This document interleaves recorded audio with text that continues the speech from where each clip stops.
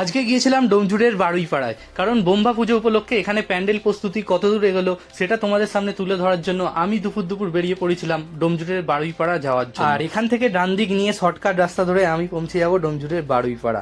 তো এই বেলা 12টায় এত কড়া রোদে শুধুমাত্র বেরিয়েছি তোমাদের জন্য, ভিডিওতে তোমাদের সব কিছু তুলে ধরার জন্য।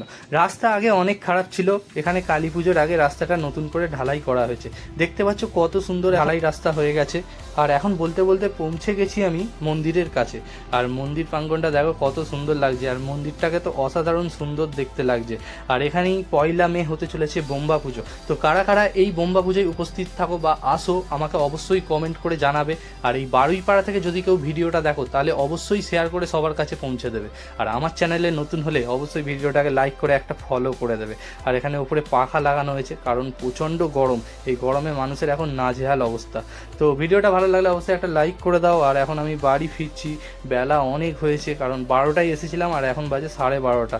এখান থেকে গড়বাগান মোড় থেকে আমি এখন ডান দিক নিয়ে নেবো। চলো টাটা, ভিডিওটা শেয়ার করে দাও সবার কাছে।